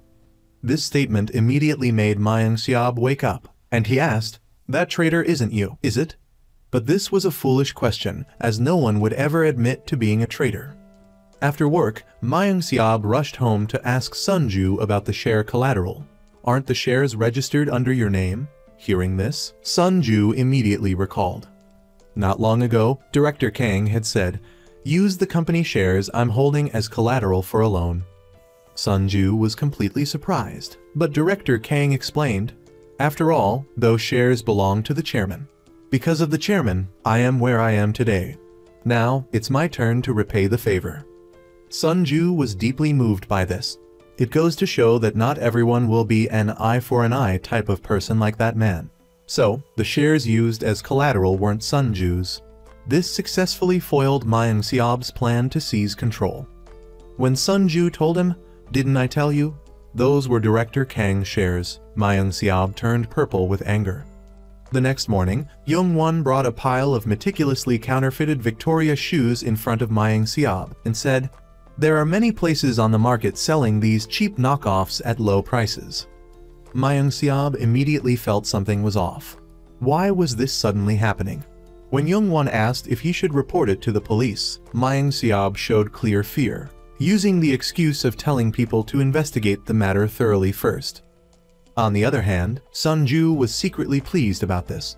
It turned out that, not long before, she had gone to a shoe factory to get samples of the Victoria shoes designed by My Ra. The factory manager had made copies of this style. At the same time, she gave him Ma Young-seob's client list from the past 2 years and asked those clients to start reselling this batch of shoes. Young-won went to see Sun-ju and said that, in the transaction records collected by the prosecutor's office from the art gallery, there was a sum of 38 billion won from painting sales. However, only 28 billion won was recorded in the transaction account, a difference of 10 billion won. As soon as she heard this, she immediately guessed that My Ra was behind it. My Ra had intentionally falsified the transaction details to get her mother imprisoned, while also taking the opportunity to seize her mother's position as chairman of the board of directors. This time, they had fallen into the trap that Sun-ju had set. My Ra had intended to wear the shoes she designed herself to show off in front of her wealthy socialite friends. Unexpectedly, she was ridiculed, told that the shoes were just fakes. Even if they were authentic, they would still look down on them because they couldn't stand the character of the person who designed them. They just felt that both the person and the shoes were too cheap. This sarcastic comment immediately made My Ra's face burn, because she was the designer of those shoes. Afterward, My Ra went to the market to look at goods and discovered that there were many places making knockoffs of this Victoria shoe style. Moreover, they were selling them for practically nothing. If you bought a lot, you even got a discount. This made her extremely angry. Her design was so cheapened. My Ra bought the entire batch of shoes in the store and took them home. The next day, she went to the cemetery to visit her parents. Unexpectedly, Ma Young-seob was also there. What a dutiful daughter! But Ma Young-seob was there for another reason. He suddenly proposed that My Ra have his child. This action deeply moved her. Ma Young-seob also said that he wanted a beautiful baby girl who looked like her mother, and next year he would bring the child to visit her maternal grandparents. No sooner said than done, the two went home to make a baby. After finishing, Ma Young-seob immediately revealed his true colors, demanding that she give him the original transaction documents. My Ra was surprised and said that she had destroyed them already. Hearing this, Ma Young-seob's expression immediately changed. He coldly got dressed and expressed suspicion that My Ra was the one who had made the fake Victoria shoes. However, My Ra resolutely denied this. After saying that, Ma Young-seob left. However, when he got home, he called My Ra, apologized, saying that he had been too paranoid lately and had mistakenly misunderstood her. Then, he continued to sweet-talk her. This conversation was unintentionally overheard by his daughter who was passing by. The daughter gave Ma Young-seob a faint smile and reproached him for being so awful. Seeing that his daughter's attitude was abnormal, Ma Young-seob went into her room to scold her for behaving like that recently. His daughter, provoked, directly said that she had seen him and his mistress kissing at home. She also declared that she would never forgive him. Ma Young-seob immediately fell silent. The next morning, Sun-ju went to the art studio. She gently asked, "Have you gotten used to managing things here yet?" Her face clearly showed a smug expression. Sun-ju disregarded it and continued, "I'm not going to divorce my husband. You can drop that ambition." Sun-ju even generously allowed her to continue as Ma Young-seob's mistress until the day she died. After saying this, she pulled out a summons from the prosecutor's office, which had been sent to the manager of the art studio. My Ra immediately became flustered. Sun-ju warned, "Be prepared to face the consequences." My Ra, frightened, hurriedly discussed this with her lover, asking him how to handle it. Ma Young-seob reassured her, telling her to temporarily flee overseas. However, My Ra didn't want to leave him. Ma Young-seob continued to persuade her, "If you're investigated by the police, we're finished." Hearing this, My Ra had no choice but to agree, albeit reluctantly. But instead of leaving, she went to Jang Gun asking to stay with him. However, Jang Gun wanted nothing to do with her anymore. He had now come to his senses. He realized that the love between him and Mai Ra was a mistake, so he decided to let it go. Mai Ra retorted, "Our love isn't wrong. It's just that the person we happen to love already had a family, but that's not a reason for us to give up on this love." She wanted him to cooperate with her, even saying that she had a trump card that could help them both achieve happiness. Young Hun took Mai Ra to a secret house to hide. He promised to keep her informed of what was happening outside. Mai Ra felt that this was a safe place and awaited her opportunity to emerge. Sun Ju, meanwhile, came up with a plan. She went home and talked with her husband. Looking at the shoes he had used to propose to her, she hoped they could return to their past happiness. She proposed having a wedding anniversary celebration to lure out Mai Ra. Sun Ju told her husband that this was also to reassure their daughter, who had seen him being intimate with Mai Ra. Very quickly, the day of the anniversary celebration arrived. According to plan, Sun Ju sent an invitation to Mai Ra. Upon receiving the invitation, Mai Ra immediately flew into a rage. She put on a dress identical to Sun Ju's wedding dress, wore the white high heels she had kept for a long time, and rushed to the location of the celebration. At the same time, Young Hun went looking for Mai Ra but couldn't find her. He called her and found out she was about to cause trouble, so he rushed to stop her. Despite his best efforts to dissuade her, Mai Ra, who felt she had nothing to lose, was only focused on destroying the celebration. Young Hun was forced to forcibly put her in his car to leave. Unbeknownst to them, this struggle had been recorded by the camera in a nearby car. However, things were not that simple. On the way, Mai Ra frantically caused a disturbance, making it impossible for Young Hun to drive. Finally, he gave up, letting her return to the celebration. At this time, the party was about to begin. The scene was extremely lively. The guests were all sending their best wishes to the couple. Sun Ju walked over and adjusted Mayang Xiaob's collar, pretending to be a genuine loving couple. Their daughter, who knew the truth, could only sigh. Only the young son, oblivious to everything, remained cheerful, even asking Young-won to make him some cheese. Young-won happily went to prepare the cheese for his grandson, but accidentally cut his hand. Before he could even tend to the wound, he ran into his old flame, Mai Ra. He was shocked to see her there. Stunned, Young-won grabbed her arm, warning her not to do anything foolish. But she was beyond reason, completely disregarding Young-won, telling him to just wait for the real show. Enraged, he grabbed a knife, threatening her. Just then, his grandson's voice rang out from outside. Young-won quickly shoved Mai Ra into a corner, then grabbed the cheese and returned to the celebration with his grandson. Back at the party, Young-won told Sun Ju that Mai Ra was inside the house. With the plan in motion, Sun Ju swiftly went inside to meet this special guest. Mai Ra sneered at her, saying she was merely putting on an act and didn't need to pretend to be happy like that. She mocked Sun Ju, asking if she wasn't worried that when everyone found out about the truth she wouldn't have anywhere to hide. Sun Ju, not wanting to waste words on her, directly told Mai Ra that if she handed over the gallery documents, she would immediately divorce Mayang Xiaob so she could be with him. But now, she no longer easily trusted Sun Ju. The official ceremony commenced, and both of them forced smiles, vowing to love and stay by each other's side forever. This imagined sweetness was truly ironic. At this moment, Ti-hee noticed the injury on his hand and decided to go home to get a bandage. Seeing his younger brother also wanting to go home to get his gaming console for his neighbor friend, Ti-hee offered to grab that as well. Half an hour passed, and Sun Ju had completed her duties as a good wife. She returned home to look for Mai Ra. Now, the living room was completely dark. Sun Ju accidentally kicked a knife on the floor. As she picked up the knife, the housekeeper came in and turned on the lights. Immediately, the scene terrified and shocked them both. Unable to believe their eyes, they saw Mai Ra lying in a pool of blood. The image that fell into the housekeeper's sight was Sun Ju holding a knife, while Mai Ra was unconscious on the floor. She was frightened and screamed loudly. Sun Ju rushed over to check on Mai Ra's condition. Looking up, she saw Mai Ra's phone and wallet on the table. She quickly grabbed the phone and called for an ambulance. Very quickly, Mai Ra was taken to the hospital. Luckily, thanks to timely medical intervention, Mai Ra was out of danger, but she was still unconscious. The police also quickly arrived at the scene, inviting the entire Sunju family to the police station for questioning. When Young-won was called in for interrogation, Sunju told Myung-seob that her younger brother was not responsible for this. But he was incredibly cold, saying that he only trusted the results of the police investigation. He also added that blindly trusting family can sometimes be a mistake. Shaking as she heard this, Sunju became even more resentful.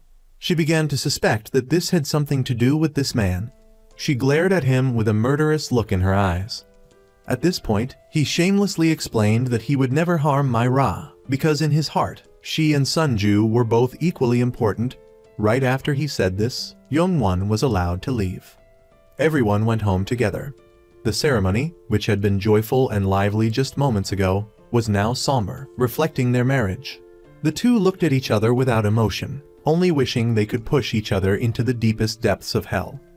The next day, the police, through traffic camera footage, tracked down Young-hun, thereby uncovering the family's charade. A wife who knew her husband was having an affair but still endured it. A husband who clung to his wife's family but brazenly engaged in a relationship with his mistress. The wife's younger brother who had also been in a relationship with his brother-in-law's mistress. Young-hun, a college friend who secretly loved Sunju, had colluded with Mai Ra to drive the couple apart. The relationships, as complicated as a Korean drama, baffled the police, who didn't know where to begin the investigation. Just as the investigation was reaching a dead end, the police suddenly received a phone call. Following that, they went to Sunju's house, using the excuse of murder and fleeing justice to handcuff her. Sunju didn't want her children to see her in such a miserable state, so she told Myung-seob to take them inside. After that, she walked out of the house without expression. Neighbors gathered, staring, pointing, and gossiping. Finally, the truth about the couple's broken marriage was exposed in front of everyone. After their mother was taken away, Tae-hee looked at his younger brother crying and told him to calm down so they could talk. On one side, Sunju had arrived at the police station. The police said her fingerprints were all over the supposed murder weapon. With such clear evidence, they were certain she was the culprit.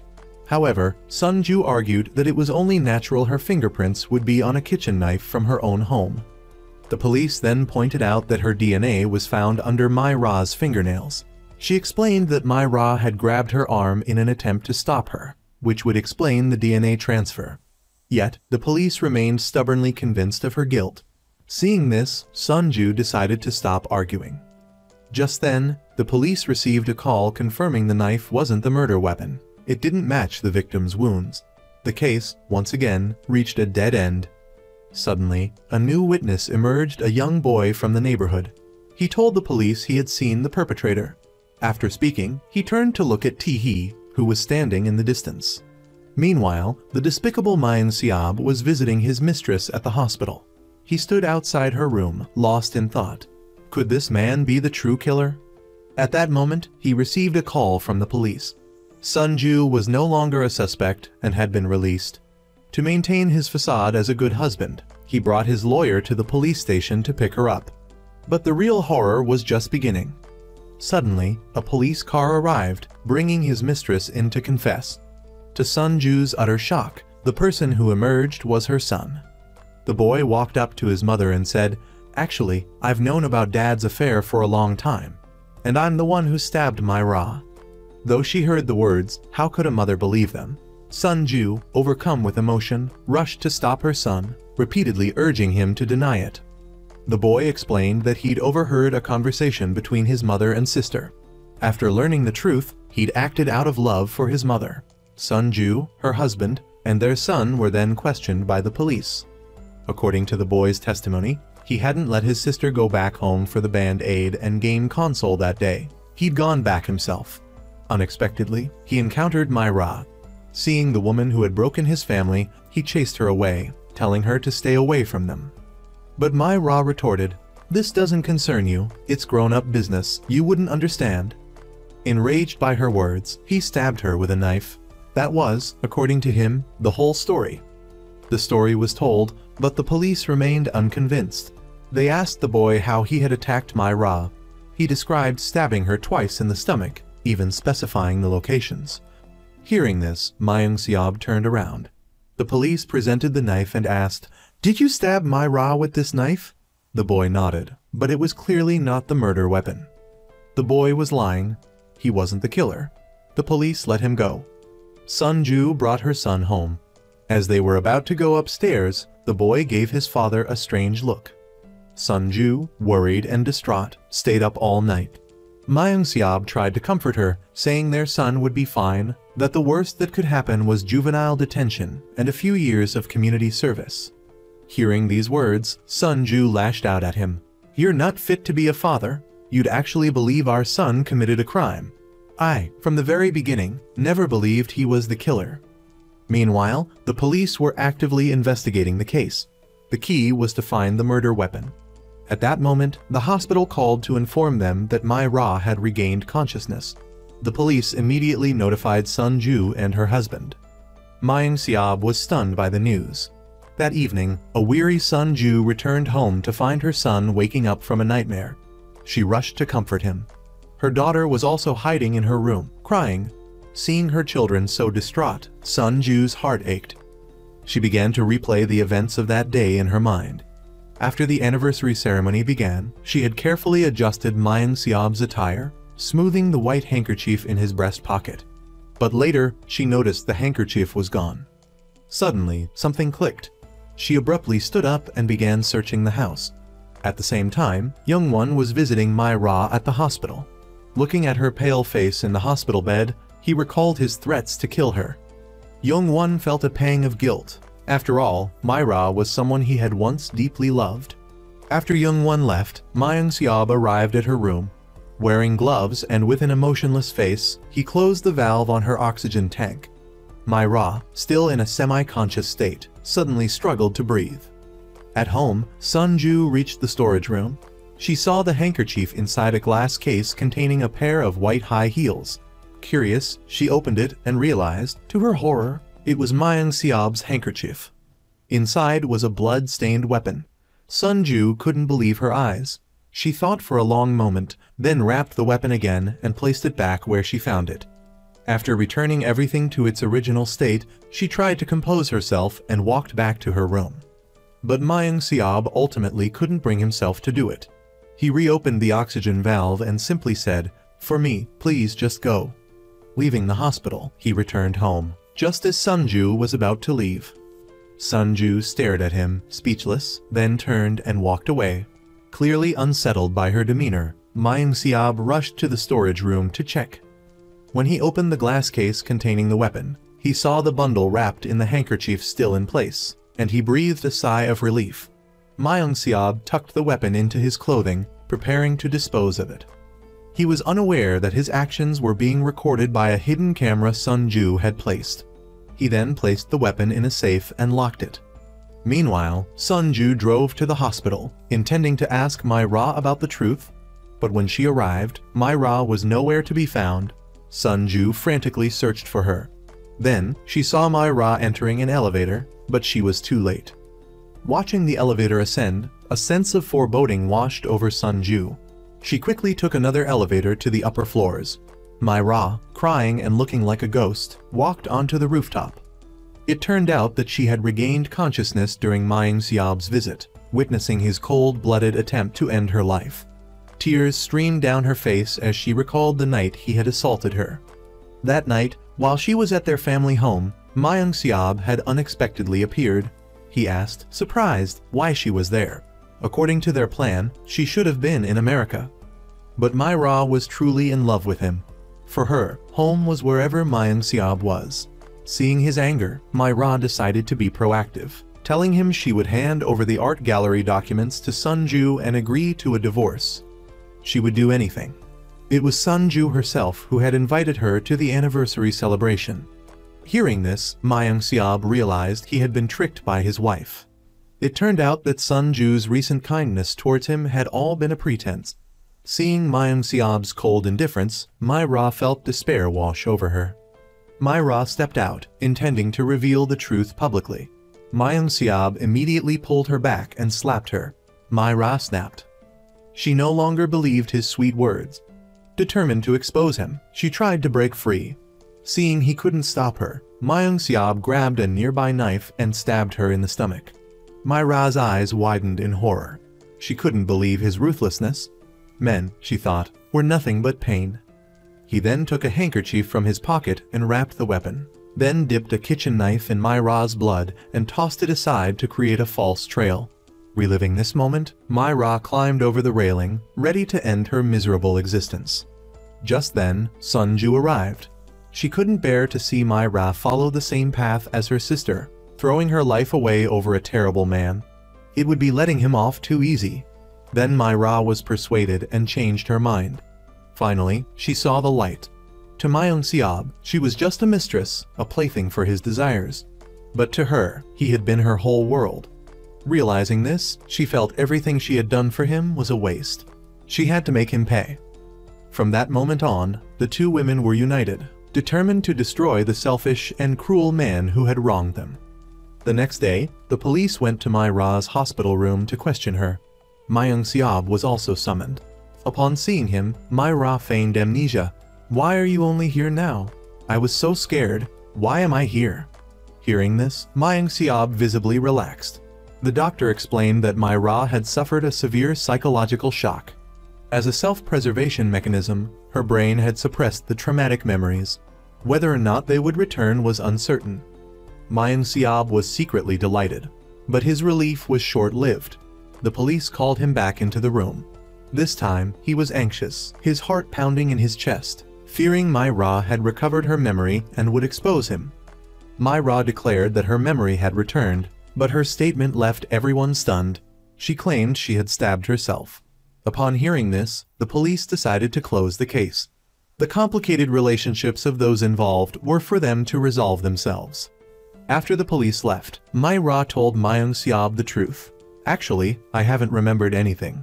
I just heard your son was being accused, and I couldn't stand to see a child suffer unjustly, so I lied and said my memory had returned." Seeing Ma Ying-seob's shocked expression, My Ra laughed. She relished seeing him played for a fool. Meanwhile, while talking with Sun Ju, her daughter confessed that, fearing her mother would be blamed, she had urged her younger brother to take the blame. After all, a minor couldn't be imprisoned. But now, the boy was under immense psychological pressure, constantly fearful, and even resorting to smashing his computer. In the dead of night, the son sat in the living room, trembling uncontrollably, his mind in turmoil. He clutched his head and sobbed, muttering incessantly, "I saw the secret. I saw the knife." The night of the incident, the son had come home to retrieve his video game console. As he descended the stairs, he witnessed his father and My Ra struggling, culminating in his father stabbing her. Since then, he had been plagued by nightmares every night. Sun Ju could do nothing but try to soothe him to sleep. The following day, the police arrived at Sun Ju's house to announce the closure of the case. They decided to be lenient with her son for his disruptive behavior during the investigation, issuing only a mild warning.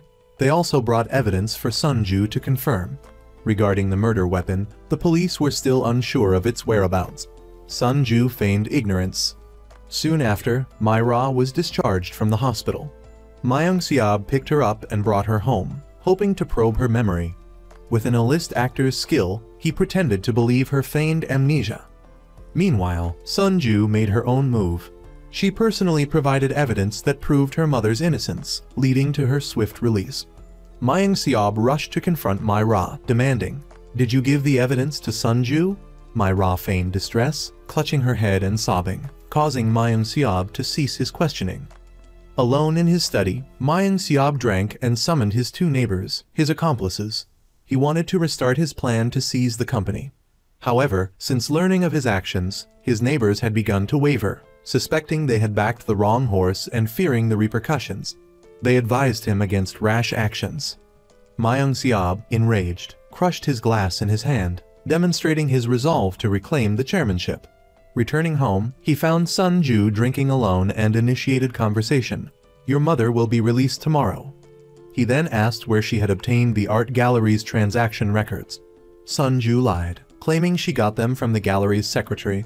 Ma Ying-seob didn't probe further, simply asking Sun Ju to pour him a drink. As she turned away, he surreptitiously drugged her glass. Sun Ju, unsuspecting, returned and drank the entire contents, quickly falling into a deep sleep. Ma Yong-seob retrieved the hidden murder weapon and pressed it into Sun Ju's hand to obtain her fingerprints. The next day, Ma Yong-seob arrived at the company and discovered Sun Ju's mother had been released and reinstated as chairwoman. She berated him as shameless, reminding him that he owed his current position to her family. Yet he had not only hurt her daughter, but also attempted to sabotage them. She ordered him to divorce Sun Ju, promising him a villa as compensation. However, a villa was insufficient for Ma Yong-seob. He craved the chairmanship. He shamelessly declared, "This company belongs to me. No one else can own it." His words enraged his mother-in-law to the point of vomiting blood. At that moment, Ma Yong-seob produced a forensic report showing Sun Ju's fingerprints on the murder weapon. He threatened, "If you don't hand over the company, I will give this weapon and report to the police." Simultaneously, Sun Ju and Mai Ra were meeting. The two women, both wronged by Ma Yong-seob, were now fully aware of his deception. They discussed their plan for revenge. Sun Ju advised Mai Ra to continue feigning amnesia, fearing Ma Yong-seob's retaliation if he discovered the truth. Mai Ra returned home to find Ma Yong-seob waiting. He spotted Sun Ju's wedding shoes on Mai Ra's shoe rack, sensing a secret. He immediately questioned Mai Ra. Panicked, she feigned ignorance, claiming the police had given them to her and that she didn't know why Sun Ju's shoes were there. Ma Yong-seob was unconvinced but didn't press the issue. Before he left, Mai Ra handed him the shoes, asking him to return them to Sun Ju. Ma Yong-seob brought the shoes home to his wife. Looking at them, Sun Ju felt only disgust. She tossed them onto the table. "These shoes are too dirty now," she declared. "They no longer deserve a place in my precious closet." The two women viewed their feelings for Ma Yong-seob as they did the shoes. Their words gave him pause. Just then, he received a call from the intermediary involved in the counterfeiting operation 2 years prior. Ma Yong-seob rushed to meet him. While waiting, the intermediary secretly attached a listening device under the table. Upon Ma Yong-seob's arrival, he learned that the intermediary planned to provide the detailed invoice from that year to Sun Ju's family's company in exchange for a large reward. Ma Yong-seob flew into a rage, grabbing the man by the collar and threatening, "I am the true owner of this company. Siding with me will bring you far greater benefits." He then tore up the invoice copy and demanded the original documents the following day. Their entire conversation was overheard by Yong-won. Meanwhile, Sun Ju's mother approached her, asking, "Did you hurt Mai Ra?" Sun Ju denied any involvement. Her mother then showed her the forensic report Ma Yong-seob had presented, revealing he had used it to blackmail her into relinquishing her position as chairwoman. Sun Ju was baffled as to how her fingerprints ended up on the murder weapon. Later, Yong-won met with Sun Ju, playing her the recording of Ma Yong-seob and the intermediary. It turned out Yong-won had sent the man. The intermediary had also promised to deliver the documents to him. Yong-won was eager to seize this opportunity to expose Ma Yong-seob. However, Sun Ju told her brother to wait. "Tomorrow, mother will hand over the chairmanship to Ma Yong-seob." Yong-won was confused. "Is Ma Yong-seob blackmailing you again?" he asked. Sun Ju didn't elaborate, simply telling him to be patient. She was confident they would deal with the despicable man soon enough. The next day, Sun Ju and her husband arrived at the company. Hand in hand, they entered the hall, witnessed by everyone attending Ma Yong-seob's inauguration ceremony. He had finally achieved his dream of stealing what belonged to others, yet he remained wary of Sun Ju. Yong-won saw Ma Yong-seob appointed as chairman. Although he didn't understand why his mother and sister had handed the company over to him, from a personal standpoint, Yong-won never accepted it. He vowed to kick Ma Yong-seob out of the corporation. Seeing that Yong-won was no longer on his side, Ma Yong-seob felt no need to be gentle. He then went to the conference room to hear employee reports. Previously, these reports were always chaired by his mother-in-law. Even as chairman, Ma Yong-seob was constantly criticized and reminded by his mother-in-law not to be complacent, to learn to be humble, and to strive for self-improvement. Now, Ma Yong-seob no longer had to endure anyone's criticism. Instead, he emulated his mother-in-law's demeanor, instructing employees to work harder. Sun Ju visited her mother, hoping she would take the children abroad for a while. Lately, her children had been affected and their personalities had changed significantly. They were no longer as lively and cheerful as before. This would be a chance to alleviate their stress. Her mother agreed to her request, allowing Sunju to avoid further confrontation with Mayang Siab. That evening, Sunju reviewed a video she had secretly recorded. She had placed a camera in Mayang Siab's office and captured him placing a weapon in the safe. She entered the safe's code and confirmed the weapon was inside. At the same time, Mai Ra invited Mayang Siab to her house. She had cooked a large meal, celebrating his ascension to chairman and the fulfillment of his long-held ambition. Mayang Siab's next goal was to grow the company into a powerful global player in the supply chain. He enjoyed Mai Ra's cooking but sensed a significant change in her. She seemed to reek of conspiracy. Although Mai Ra remained cheerful and talkative, Mayang Siab found it unsettling. After dinner, he went home. He couldn't understand why Sunju had fiercely opposed him before, yet easily allowed him to become chairman.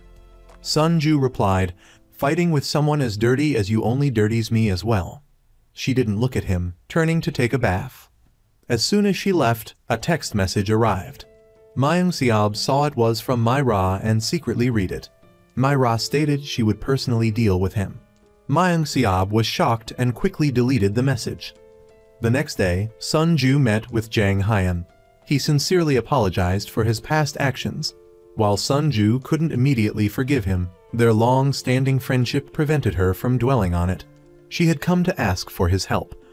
After some calculations, Mayang Siab met with Mai Ra's uncle. The uncle handed him incriminating forged documents that could harm Mayang Siab. This time, Mayang Siab made a different request, ordering him to kill someone who was no longer useful to him. The uncle hesitated but eventually agreed. Young-won overheard their conversation and immediately rushed to Mai Ra's uncle's factory. However, no one was there. Meanwhile, Sunju went to Young-won's house but found him gone. His phone was also missing. As Sunju was about to leave, a message arrived on Young-won's phone. She opened it to find a message from an intermediary, revealing that Mayang Siab wanted to sell the exclusive shoe manufacturing brand to a foreign company. Sunju was astonished. She followed the address in the message to meet the intermediary, arriving at a dark building. She took the elevator to an upper floor. Meanwhile, Mayang Siab went to Mai Ra's house. This time, he directly exposed her true nature. Mai Ra laughed and called Mayang Siab a terrible man. She anticipated his intention to kill her and stopped pretending to be distraught. "Even if I die, I'll take you down with me," Mai Ra declared. She stood up, taking a lighter from a drawer. Before Mayang Siab entered, she had turned on the gas. Mai Ra intended to end everything that day. Mayang Siab started to panic, trying to coax Mai Ra to put down the lighter. Looking at the man before her, Mai Ra recalled him stabbing her mercilessly. Even in the hospital, he tried to kill her. Hearing Mai Ra's words, Mayang Siab felt a sense of relief. At least he knew Mai Ra's true intentions, no longer needing to be suspicious. Mayang Siab's eyes turned fierce. For his career, Mai Ra had to disappear. He slowly approached, telling her to hand over the lighter. He guessed someone like Mai Ra wouldn't have the guts to kill. So, he quickly threw a wine glass at Mai Ra's hand, then lunged at her. Meanwhile, Sunju was attacked by a man wielding a club. After beating her unconscious, he submerged her in a bathtub full of water, then sat down and wrote a suicide note for her. After dealing with Mai Ra, Mayang Siab covered his face and left the scene. At that moment, Young-won arrived, witnessing the bizarre sight. He immediately sensed something was wrong, frantically calling security to open the door. Seeing Mai Ra submerged in the tub, Young-won rushed her to the hospital. Luckily, the writer spared her life. Despite being submerged for hours, she survived and regained consciousness. Meanwhile, Sunju, following the address in Young-won's message, went to a dark building. She was ambushed from behind by a man. Later, Mayang Siab received a message from Mai Ra's uncle, reporting that Sunju had been captured. Seeing the situation escalate, Mayang Siab rushed to the location. Mayang Siab angrily demanded why they'd kidnapped the wrong person. Seeing Sunju bound, his eyes flashed with fury. "It's come to this. Sunju can't live." Just as he finished speaking, Sunju, eyes wide open, watched him effortlessly stand up, untie Mai Ra's uncle who was behind her, and knock him unconscious. It turned out that My Ra's uncle, seeing Sunju arrive, hadn't immediately attacked. Sunju had told My Ra's uncle about Mayang Siab stabbing My Ra, urging him to stop being Mayang Siab's pawn. He was a vicious man, resorting to any means. Then, Sunju offered him 3 times the amount he was supposed to receive to switch sides. What in this world can't be bought with money? Blinded by the money, the man readily agreed to join Sunju's side. Mayang Siab, unconscious, was taken by Sunju to her house. After he woke up, Sunju questioned his betrayal. Suddenly remorseful, Mayang Siab's attitude changed instantly. The despicable man immediately blamed My Ra, claiming she had deliberately approached him, causing him to lose control and make mistakes. He even insulted My Ra as a stalker, a psychopath, and a shameless woman who interfered in others' marriages. Sunju couldn't believe his words. She confronted him about stabbing My Ra and trying to kill her brother. Mayang Siab stammered that he had accidentally killed My Ra due to a dispute. Regarding Youngwon, he pretended to know nothing. Mayang Siab begged for Sunju's forgiveness, promising a fresh start and a happy future together, assuring her My Ra would never appear again. Unexpectedly, My Ra opened the door and entered. Mayang Siab trembled in fear, unsure if she was a ghost. My Ra, holding the weapon Mayang Siab had used to stab her, fatally stabbed him. Outside, Sunju was heartbroken and removed her wedding ring. After Mayang Siab's death, the police investigated Sunju's house. While neighbors initially knew nothing, one neighbor, reviewing photos on their phone, inadvertently saw Sunju and My Ra meeting. At the same time, My Ra was also under investigation. Now fearless, she calmly confessed to killing Mayang Siab. Asked for her motive, My Ra stated she wanted to eliminate Sunju to completely win Mayang Siab's affections, but Mayang Siab ended up shielding Sunju. Sunju reflected that she had originally intended to kill her cruel husband together with My Ra. But My Ra insisted on doing it herself, to avenge what had ruined her life. Therefore, Sunju went outside, waiting for My Ra to act. Back in the present, the 2 women met at the police station. They passed each other with emotionless faces, one entering prison, the other walking towards a better future, free from her wicked husband. Although My Ra had confessed, with ample evidence, the police still felt something was amiss. They discovered that the knife used to kill Mayang Siab was the same knife that had stabbed My Ra. The police couldn't understand where the knife had been hidden all that time. At Mayang Siab's funeral, everyone feigned grief. Sunju delivered the eulogy, praising him as a perfect, irreplaceable husband. She even claimed his sacrifice had saved her life, and wished him a peaceful journey. The neighboring family watched Sunju with knowing looks. By this time, My Ra was imprisoned, facing harsh prison life. To help lessen My Ra's sentence, Youngwon, now poised to become chairman of the corporation, hired a lawyer for her. However, when the lawyer visited My Ra in jail, she refused help, willingly accepting the punishment of the law. Despite this, the next day, My Ra attempted suicide in her cell. Once again, the writer spared her, and the guard discovered and saved her in time. Sunju, upon hearing the news, visited My Ra. My Ra's eyes were vacant, perpetually consumed by regret for loving Mayang Siab and her self-delusion of happiness. She realized her mistakes, admitting she had poured all her energy into stealing another's happiness. My Ra accepted her punishment. This was her final act of self-respect. She decided to atone for her past mistakes and start a new life after prison. Sunju called Jang Hyun. The previous favor she'd asked could now begin. It turned out that at Mayang Siab's funeral, Sunju had told him My Ra needed to be saved. She hoped Hyun could use his connections to help My Ra. Jang Hyun readily agreed, thanking Sunju for giving him the opportunity to assist her. That evening, Sunju returned home alone. The neighbor, from a distance, watched her solitary figure. After some contemplation, they decided to delete the photo taken at the funeral. Perhaps everyone harbors secrets they don't want others to know. Therefore, it's best not to pry into others' affairs. Sunju looked at her closet one last time. Then, she took a golf club and smashed all the once beautiful belongings inside. Her family was shattered. Sunju walked barefoot in the heavy snowfall. In this life, everyone lives their own life, carrying hidden secrets. Her neighbor also found a new companion. Each person continued on their own path. 4 years later, Sun Ju's mother, the former chairman, gradually retired and began to enjoy life. She handed over the corporation to Young-won. Sun Ju's 2 children, studying abroad, gradually regained their spirits. Her son overcame his past trauma. Later, Sun Ju visited Mai Ra again. Thanks to Jang Hyan's help, Mai Ra was released early and started a completely new life. She underwent monthly therapy and gradually emerged from her past traumas. Taking this opportunity, Mai Ra mustered the courage to apologize to Sun Ju. "I was wrong. Thank you." At that moment, the 2 women interacted with genuine sincerity. In the past, they had lived for the approval of others, always striving. They wore beautiful high heels, but they were painful. Now, Mai Ra chose sneakers, and Sun Ju wore flats. Though simple, both felt comfortable.